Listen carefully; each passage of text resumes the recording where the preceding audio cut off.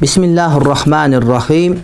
Elhamdülillahi Rabbil alemin vel akibetu lil muttakin. Sallallahu teala ala Rasulina Muhammed ve ala alihi ve ashabihi ecmain. Hadiste aytılat, kiçineke bala ölüp kalgan bolso, al ata-enesin beyişke alıp kiret dep. Men iki jolu balamды jogotup aldım. 7 jumalık boyumdağı. Uşul surokta da bala beyişke alıp kirebi. Kudayım anı alıp ketse, jüregi da sogolek bolçu, uşul jönündü aytıp beresiz bir suranış deyt. Ova inşallah. Oşol balanın ınday bir kolu butu bilinip kalıp ınday bir çıkkan nerseden oşon janagıday bir balanın kebetesi görünüp öyle kalgan bolsa bala esebinde olur inşallah. Singdim özünün ki 4 jaş kiçүү balaga turmuşka çıkkan. Urat eken, akçaсын berбейт. Azır ajırашып talak surasa berбей jatıptır, emne kılsa bolot deyt. Ortaga alып çeçiş gerek, ata-enesine aparıp barıp oş yerden taktaşıp, anan egerde bolboso anda oş yerden жооп алыш керек болот. Özünçe aytkан менен болбойт да, ошон үчүн эмне ошол ата-энесин чогултуп, ата-эне менен болуп, айыл аксакалдар менен барып, анан ошого жараша аракет кылыш керек. Ата-энебиz ажырашып кеткенден кийин апама мамлекеттен квартира берилген. Апам тирүү кезинде үйдү приватизациялап албаган болчу. Мен турмуштан ажырашып кайра келип жашап калдым. Апабыз кайтыш болгондон кийин мен үйдү приватизациялап өз күчүм менен жакшы ремонт жасадым.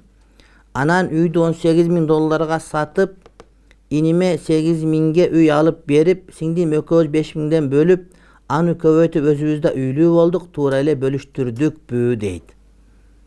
3 бир тууганбыз дейт, 18.000 сатканда. Өзү негизи үйдү бөлүштүргөндө мындай бөлүштүрүш керек да. Силер 2 кыз 1 уул болсоңор, силерди 5 адам деп эсептейбиз да, 5 адам деп эсептейбиз.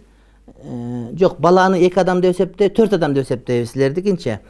Анан акчаны 4кө бөлүш керек болот дагы. Ошондо 18.000 4кө бөлгөндө канчадан тиет? 4,5 тиет да. Ошондо балага 9.000, силерге 4,5 тийиш керек болчу. Азыр балага силер 8.000 берип, өкөңөр 5.000 алыпсыңар. Бир аз айырмачылык болуп калган, бирок баары бир жакшы аябай. Ошон үчүн жанагы бала менен сүйлөшүп, анча-мынча кемчилик кетип калган, ошону кечирип кой бизге деп айтсаңар, иншалла ошону менен бардык ордуна келип калат. Болбосо өкөңөр $500 иниңерге беришиңер керек болот. Эгер наразы болсо, ыраазы болсо анда ошо менен кете берип, ошондо мурас туура эле бөлүштүрүлгөн болот. Аллаху алам бис-саваб. Зекет боюнча суроом бар эле. Эгер мен 30.000 айын акча тапсам, канча зекетке берем? Же 20.000 айын акча тапсам, канча зекетке беремин? Ислам негиздеринде алтын, күрүч, кой, төө боюнча экен, а мен акчалай кантип эсептегенди биле албадым, чоң рахмат. Ошол акчаңызды алып ай сайын жеп коюп, кайра алып, кайра жеп кое берсең, зекет бербейсиз. Бирок акчаңыз чогулуп калып, $2.000 көп болуп, ошол акчаңыз 1 жылдан ашык айланып калса, анда ошонун 2,5% ай сайын, жылына бир жолу зекет бересиз. Эгер акчаңыз $2.000 көп болуп, ошол 1 жылга айланса, ошондон баштап 1 жылына бир жолу 2,5%, 40тан бирин зекет бересиз. Аял киши ден соолукка байланыштуу күйөөсүнүн муктаждыгын бүтүрө албаса, күйөөсү экинчи аял алганга шарты жок болсо, ушундай учурда кандай кылса жакшыраак болот дейт. Ушундай учурда кандай жакшыраак болот? Ошол экинчи аялдардын кээ бирлери бар, шарттары бар, анын шартына муктаж эмес. Ошондой аялдар үйлөнсө болот. Иши бар, жумушу бар, тиричилиги тың болот, ал күйөөнүн өзүнө эле муктаж болот, эчтекеге муктаж эмес. Анда ошондой аялдардан алсаң алганга алса дурус болот. Экинчи суроом. Өткөл анткени эркек немеге зынага түшүп кетиши мүмкүн, башка болушу мүмкүн деген сөз. Өткөл курактагы балдарды кантип намаз окууга буйруса болот, аларга дин жаман көрсөтпөй дейт. Эми переходный возраст деп коет, өткөл курактагы балдар, булар өтө эме болгондуктан буларды мындай бир өтө караш керек. Анткени бул убакта аз нерсеге капы болот, аз нерсеге булар өрөп кетет. Ошон үчүн буларды акырындап ушун жанагыдай дааватка чыгарыппы же болбосо ушундай бир жакшы чөйрөгө кошконго аракет кылыш керек. Анткени ошол убакта балдардын колдон чыгып кетүү ыктымалы көп болот. Анан ошол эле убакта мындай эркин коюп койбостон аларга талап да кое билүү мен ойлойм жакшы болот деп.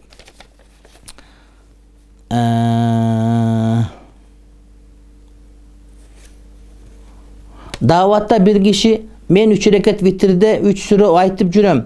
Ошого тишим жакшы турат дептир. Чын эле ошондой, чын эле ошол усулдар кайсылар дейт. Ошого тишим жакшы турат дептир. Эми ошол сүрөнү окуганда жанагы протез түшүп кетпесе керек деп атса керек. Мен билбейт экем. Ошол адамдын өзүнөн сураш керек. Bir kelindin kүйөөсү кечинде ичип келип 3 талак дептир. Эртең менен сиз айттыңыз деп жөнөп кетейин десе, мен билбеймин деп кетирбей жашап жүрөт экен. Талак түшкөнбү өзүнү билбесе дейт. Эми талак боюнча маселе өзү келип сураганда гана жооп берилет, ага чейин жооп берилбейт. Мен медсестрамын, иштейм. Бизге гепатит Б-га каршы вакцина беребиз деп жатышат. Мен азыр грипп болуп жатам деп албай жүрөм. Устаз мен эмне кылсам болот? Албайм десем, вакцинаны албасаң болбойт. Сен кан менен иштеп жатасың деп жатышат. Силер жоолукчандар ушундайсыңар деп жатат. Устаз менин бөлөм жакында жоолук салынган. Ата-энеси аябай каршы чыгып жатат, өзгөчө атасы. Мен чечпе деп жатам, өзү деле чечкиси келбейт. Ата-энеси эмне деп түшүндүрсө болот? Эч эле түшүнбөй жатат. Туура эмес жазган болсом кечирим сурайм. Аллах ыраазы болсун сизге дейт. Мен ойлойм, мына гепатит Б-га каршы вакцинаны алганыңыз жакшы болот, анткени сиз ошо иштешет, ошондуктан алганыңыз жакшы болот сизге. Анткени ошол жерде дайыма иштейсиз кан менен сиз. Анан беркилер эми жок, Кудайдын парызы деп айтсын аларга, жакшы мамиле кыла берсин, дуа кылсын, барып отуруп иншалла булар дагы эмне көнүп калат, ошо менен иншалла жакшы болот. Ата-энеге кызмат кылыш керек, билесизби? Эң жакшы кошомат ата-энеге кошомат, анан кайненеге кайрача кошомат келиндердик. Ошон үчүн кошоматтанган бул жакшы болот. Менин жеңем бар, бирок жанагыдай жумуштагы чоңдорго, башка бийликтегилерге эмес, балким ата-энеге болгон кошомат, жагалданын айтып атам мен. Менин жеңем бар, байкем бөлүнөбүз деп айта берет.